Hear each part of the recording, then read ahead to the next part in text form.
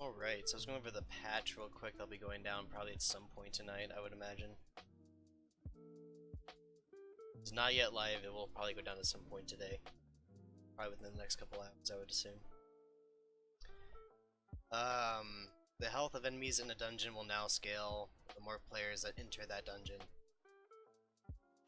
On stream, she also said that it's not like 2 people will double it, 3 people will triple it, and so on and so forth.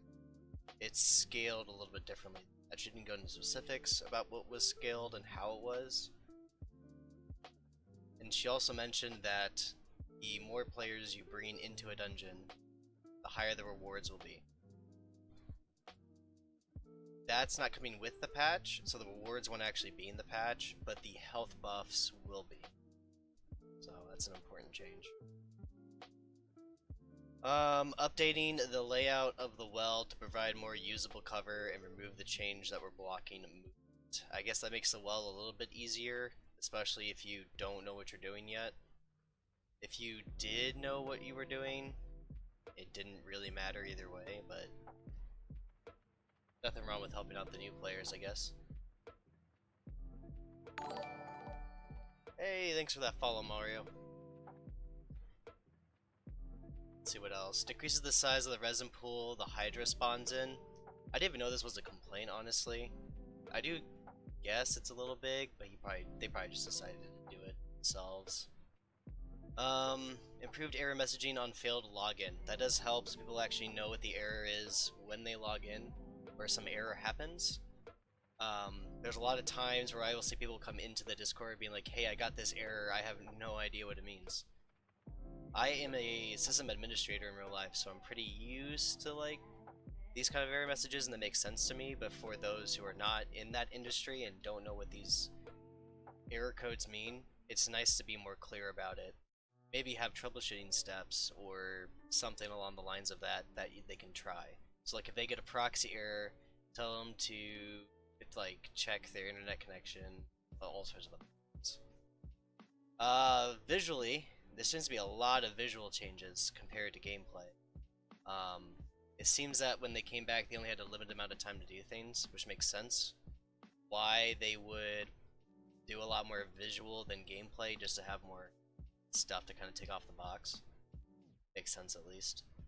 Holiday decorations removed, which would include tree, which I got absolutely nothing out of. That is have terrible luck with like one-time RNG stuff, which is fine. Other people got really cool skins, so good for them. Updated registration to indicate that the game account is tied to a player's Steam account. That is a step in the right direction, because it makes it more plainly that if you make a second account in Survive By, and you log in with that second account on the same Steam account, it will still go to the same account. There's actually a thread that just opened 3 hours ago where somebody had to buy a new computer, entire new computer, had to change a bunch of stuff, and now they don't have their account. So I'm interested to see how they deal with that, because it sounds like they changed Steam accounts, but I don't know how they would do that. Weird situation. I'd like to see what comes of that. Store UI has been updated for a more uniform appearance. Makes sense because it looked awful. Additional settlement buildings have been added near the waypoint shrines. I don't know if this will serve a purpose to like block off mobs from the shrine, so if you have to go AFK at a shrine for a second, you don't get killed, or if it's lore related. It could just be lore related because the very next point is that the NPC and boss dialogue is now printed in the chat log. They seem to really want you to read the lore now and really get into the lore, so those previous settlement buildings might just be a lore. Can't really tell at this point until we see them. When picking up silver, the amount obtained is now shown in a pop-up. I guess that's nice so you know how much you're picking up. I never really thought of a big problem. Other people with a lower amount of silver might want to know. I think it's a nice little change.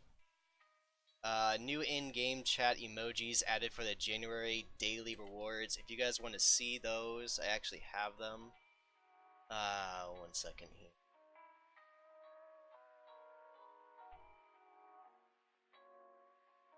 Yeah, here they are. That's what they look like. Those are the new emojis. So you have the grave, it's like a no symbol. Breaking heart, that was my suggestion actually, was the broken heart one. Pizza, the bug from T5, like one of the regular dudes, and then a chicken. So these will be in the monthly rewards for the next month. That's what they look like.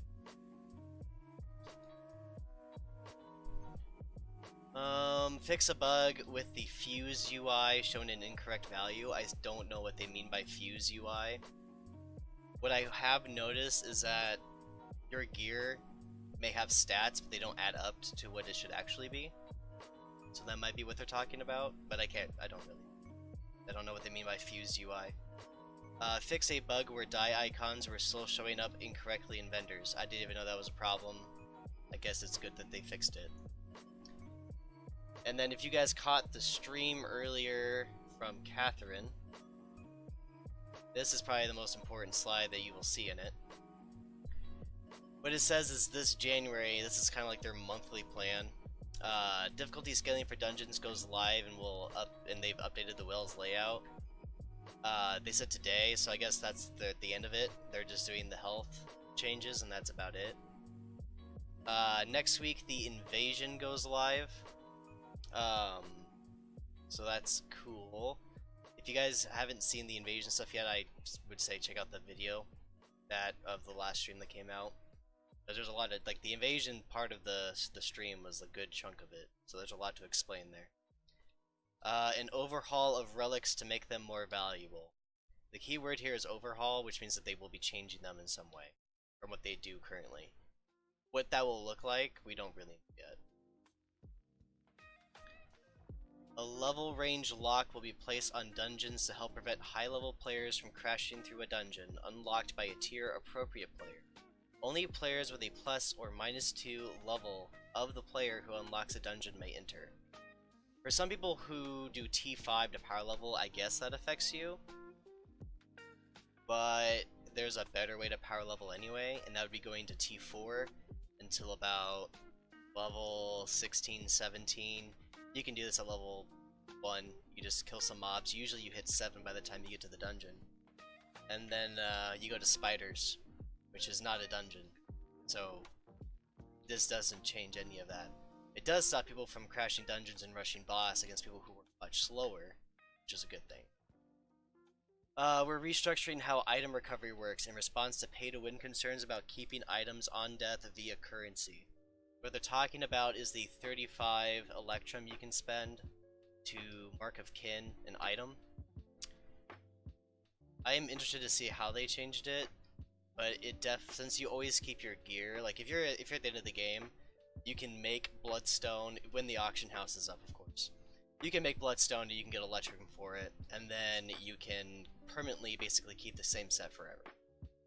Which means that you are no longer risking anything at all. There is no risk, because you're always going to mark your stuff.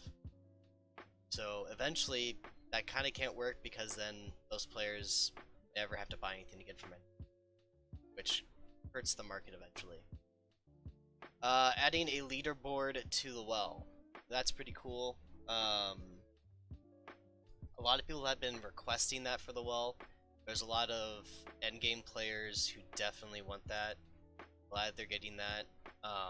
They didn't say anything about a reward or anything for being the best in the leaderboard. I don't know if it's just there to be there.